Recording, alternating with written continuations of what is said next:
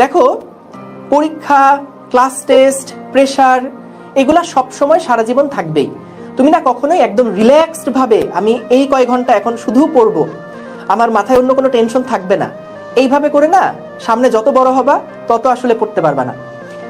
তুমি ফিজিক্স পড়তে বসবা, তোমার কাছে মনে হবে কেমিস্ট্রি পড়া অনেক বাকি আছে। কেমিস্ট্রি পড়তে বসবা, তখন মনে হবে হ্যাঁ আমি তো ম্যাথ কতদিন করি না, যা একটু ম্যাথ করে আসি। সো মন যদি এরকম বারবার অস্থির হয়, তাহলে কিন্তু কোনো কাজই তুমি ভালো মতন কোনোটাতেই ফোকাস করতে পারবে না, দিন শেষে কিছুই কিন্তু আগাবে না। এখনো তোমাদের হাতে পর্যাপ্ত সময় আছে। কেবল জানুয়ারি মাসের আজকে 20 তারিখ, জানুয়ারি মাস বাদই দিলাম, ফেব্রুয়ারি, মার্চ, এপ্রিল, মে, এই 4টা মাস হাতে সময় আছে। যদি এই 4টা মাস খুব ভালোভাবে মনোযোগ দিয়ে ডেডিকেটেডলি পড়াশোনা করে যেতে পারো, তাহলে কিন্তু যেইটুকু সময় তোমার এগুলো কভার করার জন্য দরকার সেটা আসলে এনাফ।